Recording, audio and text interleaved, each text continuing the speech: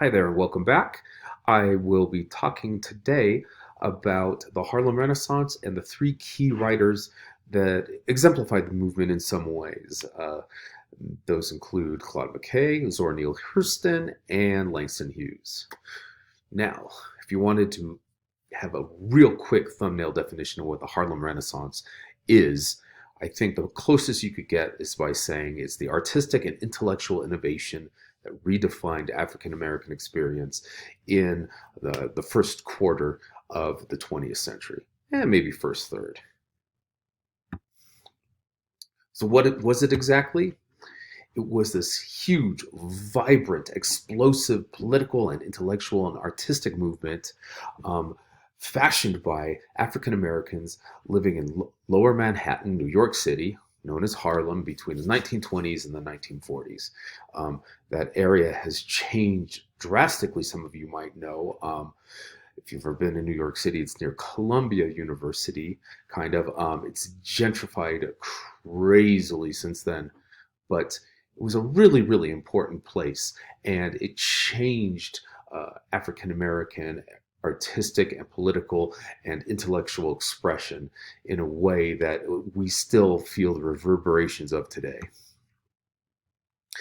At the very beginning, it was called the New Negro Movement, and that term came from the sociologist Alain Leroy Locke in 1925 after he coined the term the New Negro. And this was a term talking about African Americans who were modernizing and finding their placing and their footing in American culture and society. Of course, that work is still ongoing, is far from done. And it also is uh, a point in history where African Americans are rebuilding and refashioning their sense of identity and of the way that they express themselves. And it was across all kinds of different artistic fronts, including dance and music.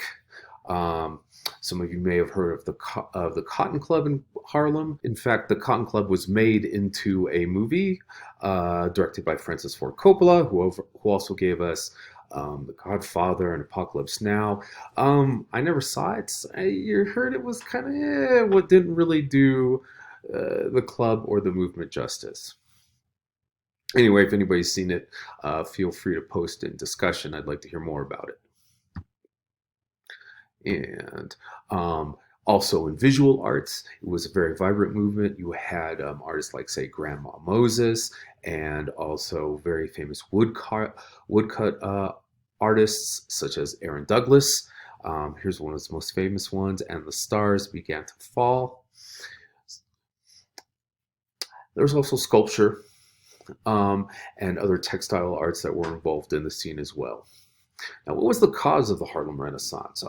It didn't just come out of nowhere. There were very powerful demographic and social and political forces that helped it come to be. And that included the Great Migration, African Americans moving to northern cities in the 20s. And a lot of that movement is to escape that deeply entrenched racism and bitterness that was still in the southern states. Some of you who work in the food service industry might know that if you receive tips, your minimum wage is $2.15, something like that, because tips are supposed to supplement that.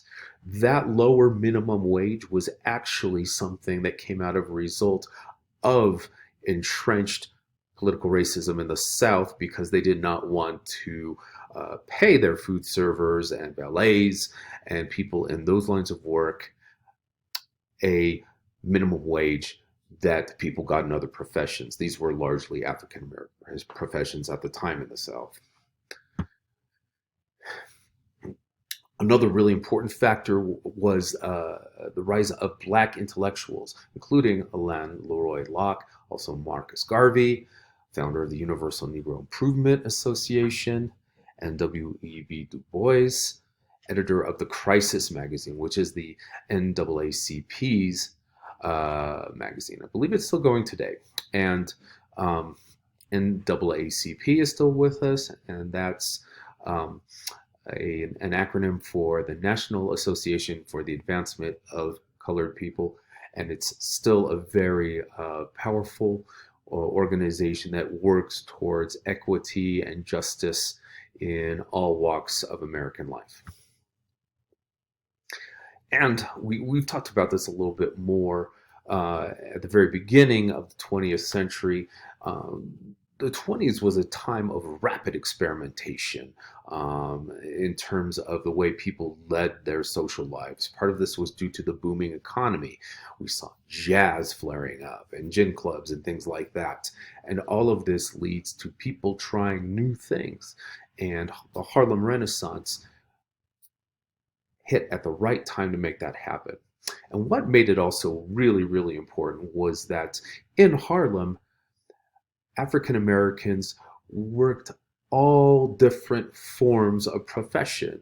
You know, they were business owners, they were in civil government, they were police officers, they were firefighters.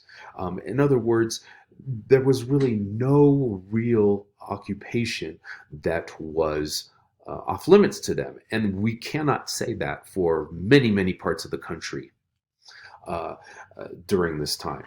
So it really, really is an exciting time. That gives us a nice segue into Claude McKay, looking very dapper there. And he'll be our first Harlem Renaissance writer that we look at. You should have already read him by now. He was born in Jamaica.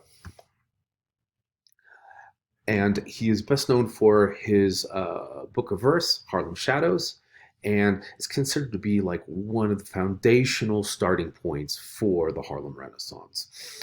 Now, what you probably noticed from reading his poetry is that it is very structured. He's using the form of the sonnet, which goes back hundreds of years, all the way back to Shakespeare's time and even a little bit earlier if you're looking at the Italian versions of the sonnets that Petrarch wrote, for example. But it's a very structured traditional form, usually only used by white writers, but he injects it with African American themes, and that's what makes it a really important stamp. And there I am. I totally beat myself to the PowerPoint. But he did talk a lot about racial injustice and radical politics. He talked about lynching as well. And he did this in this very traditional form. So you have this refashioning of that structure in order to contemporize it and to have it speak truth to African American experience at this time. In fact, his lynching poem also brings to mind the very famous Billie Holiday song, Strange Fruit. I'll try to find a clip of that, which is it's a little bit later than this period, but fits in so well to what McKay was talking about. And in his fight against economic exploitation, he did become involved with the American Communist movement. Now, I know the word communism is a very loaded term, especially right now, due to a lot of misinformation about it. There are a lot of certain political points involved in the philosophy of communism that we still look at today and seem to be okay with, such as socialized education, and socialized police force, and socialized defense. You know, we all pay into it together. The largest difference is, of course, there being no private property. And again, that is a very radical notion.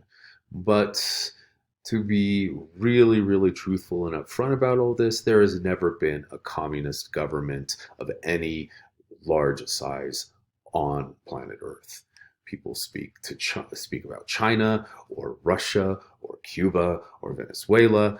All those were communist in name, but they did not share the power. There still was a tiny core group of people controlling everything and pretty much owning everything. Maybe not in name, but certainly in power and influence exerted. So, yeah. Don't believe the hype. Oh, I got some stuff about the quiz here. I'm going to give you a whole different PowerPoint for that, just so you have it in one place. But give you a quick review right now. Bop, bop, bop, bop, bop, bop. Then we'll talk about Zora Neale Hurston, one of my favorite authors from this period. I could say that about all of them. It's one of my favorite periods of the 20th century. So she was raised in Eatonville, Florida. And Eatonville, Florida had kind of a similar parallel story to Harlem during the time, in that it was uh, a township that was founded by and run completely by African Americans, and that includes, up into the mayor's office.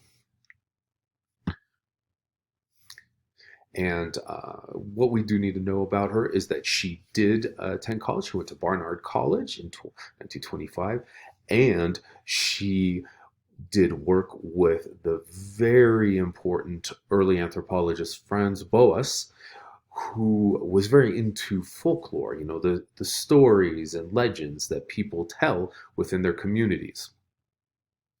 And it is so amazing, the stuff that she writes about, but it's also groundbreaking in that a lot of people weren't writing these stories down. It seems like something that's almost old hat to us, but for her, looking at individual communities and their own legends and stories and folk tales, and also their certain way of speaking. Um, Really, really good stuff. It's kind of like regionalism turned up to 11. And she also got a master's in anthropology from Columbia University. So she was taking this whole folklore interest very, very seriously. She used to travel around and record these stories that were really important and were circulated around in these communities. Now, she finally returned to the South and wrote Of Mules and Men, which is a collection of short stories based on legends and folklore of that community, of Eatonville. And then she published the absolutely gorgeous, fantastic novel, Their Eyes Were Watching God. Some people might call it a novella because it's a little bit on the short side, but it's great. Absolutely poetic in its work. Oh, and here's a nice little quote from her. I just had to put down. When God had made the man, he made him out of stuff that sung all the time and glittered all over. Then after that, some angels got jealous and chopped him into millions of pieces, but still he glittered and hummed. So they beat him down to nothing but sparks. But each little spark had a shine and a song. So they covered each one over with mud. And the lonesomeness in the sparks made them hunt for one another, but the mud is deaf and dumb. Like all the other tumbling mud balls, Janie had to try to show her shine. And this is also a feminist novel in that it takes the perspective of an African American woman, Janie, as she is progressing and learning what she wants out of her own life and what she wants men's position to be in relation to her.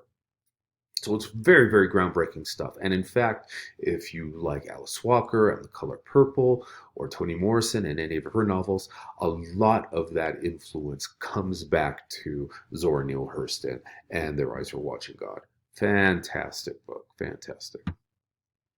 Now, finally, Langston Hughes. Can I get him done in a minute? I don't know.